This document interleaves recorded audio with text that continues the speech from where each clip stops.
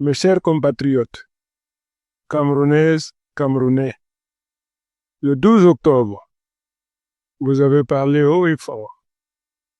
Vous vous êtes levés dignement. Vous êtes allés voter malgré les menaces, malgré les intimidations, malgré les pressions. Vous avez choisi le changement. Vous avez choisi l'alternance. Vous avez choisi la transition. Et depuis ce jour, des manœuvres honteuses et répétées se multiplient pour voler la voix du peuple. Des bourrages durs, comme l'a avoué un cadre de l'ECAM à Makari.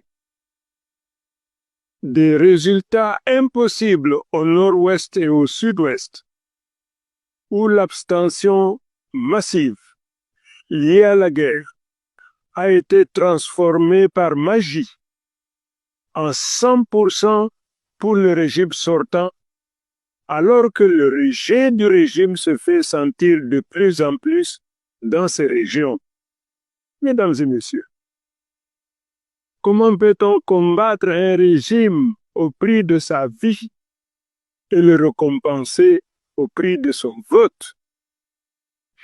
Il faudrait que la conscience de cette population soit anesthésiée ou alors qu'on veuille l'infantiliser pour qu'une telle chose ait lieu.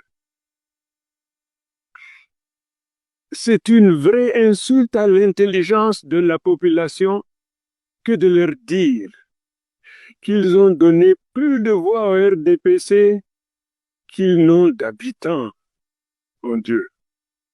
Des procès-verbaux déchirés, remplacés au milieu des pages, pour inventer des chiffres qui ne figurent nulle part ailleurs, mais qui sont différents de ceux donnés à tous les représentants de partis politiques présents dans les bureaux de vote.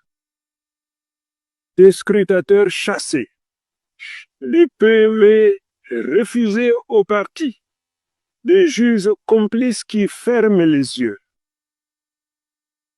Ceci, mes chers compatriotes, n'est plus une simple élection.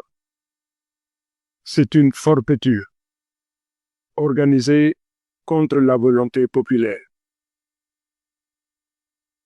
Monsieur le Président du Conseil constitutionnel et Monsieur les membres,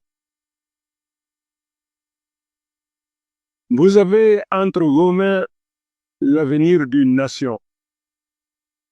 Vous avez juré de protéger la Constitution et de défendre le droit. Aujourd'hui, vous êtes face à l'histoire. Vous pouvez soit valider la vérité des urnes et donner au Cameroun le changement pacifique qu'il réclame, soit cautionner la fraude et précipiter notre pays vers des lendemains incertains. Ne dites pas que vous n'avez pas su. Les preuves sont là. Elles circulent déjà dans tout le pays. Le peuple a massivement voté pour Chiroma pour le changement. Vous le savez.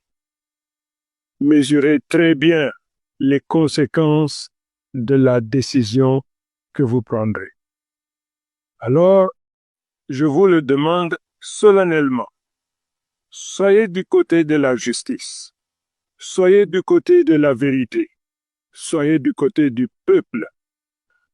Prêtez allégeance au peuple et non à un clan, une classe ou une caste. Monsieur le Président sortant Paul Biya, vous avez dirigé ce pays pendant 43 ans. L'histoire vous observe. Vous avez encore une chance, une seule. Celle de sortir par la grande porte un homme d'État qui respecte la volonté de son peuple. Ne terminez pas votre règne par une fraude aussi flagrante. Ne laissez pas votre nom s'inscrire dans les livres comme celui qui a fraudé jusqu'à la dernière élection. Vous avez toujours déclaré être un mendiant de la paix. Quittez donc le pouvoir avec honneur avant que le pouvoir ne vous quitte. Je vous tends une main fraternelle, prenez-la. À nos pays frontaliers, notamment le Nigeria et le Tchad, à l'Union africaine, à l'Union européenne, aux Nations unies, à la France, aux États-Unis, à tous les pays partenaires internationaux. Ne restez pas silencieux. Votre silence cautionne la dictature. Votre voix peut protéger la paix. Prononcez-vous. Dites la vérité. Agissez pour que la volonté du peuple camerounais soit respectée. Mes chers compatriotes, je vous le dis avec le cœur et avec force, votre voix ne sera pas volée. Ce n'est pas moi qui ai gagné, c'est vous.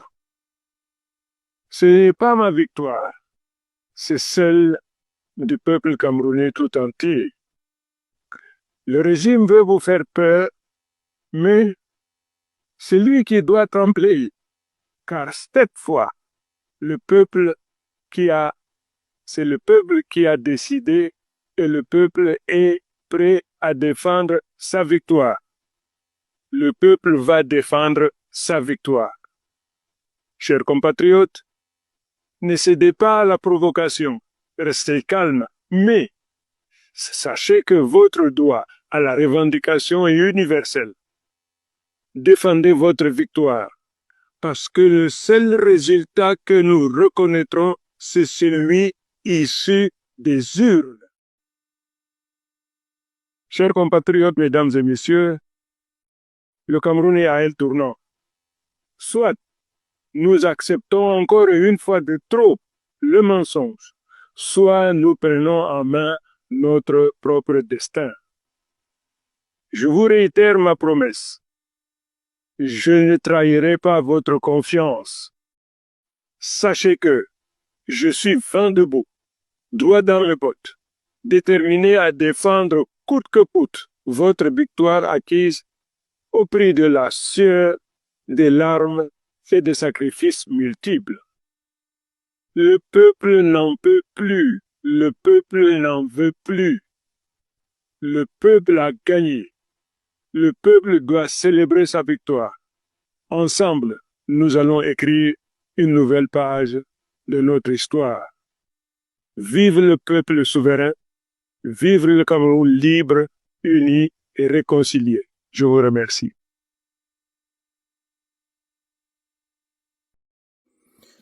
Bonjour, dans une vidéo abondamment relayée sur la toile, M. Issa Tiroma Bakary donne une dernière chance à Paul Biya. Il appelle à publier les résultats des urnes et appelle les pays amis frères et frontaliers de bien vouloir se prononcer, de peur de cautionner la dictature au Cameroun. Au peuple qui a voté, il demande d'être prêt à défendre leur vote jusqu'à la dernière énergie. D'après vous, ayant suivi les débats de dimanche avec tous les communicateurs qu'on a envoyés menacer le peuple, de quel côté pensez-vous qu'il y aura franchissement? Il faut rappeler que précédemment, Issa Tiroma Bakary a fait des communiqués pour centraliser son organe de communication pour qu'elle ne fuse plus de partout, mais qui émet depuis son QG. À Garoua, le Bloc populaire de défense de vote ou alors la sécurité de défense de vote populaire se met progressivement en place. Et chez certains religieux, notamment de Bafoussam, Monseigneur Paul Lonsekenye, il appelle à la paix. La paix, chacun l'appelle de tous ses voeux, mais l'escalade, les intimidations, les menaces, et les caciques. Par exemple, on a eu des explications comme ce que Maître Sima donné du Canada qui explique qu'il y a des situations constatées à la commission départementale des votes où les responsables disent qu'ils ne peuvent pas changer, ils ne sont là que pour comptabiliser. Et lorsque des responsables qui peuvent changer décident de s'en faire la tête, eh bien, on constate qu'il n'y a pas de volonté de bien faire. Et lorsque on met toutes ces réalités ensemble, que pensez-vous réellement qui attend le Cameroun?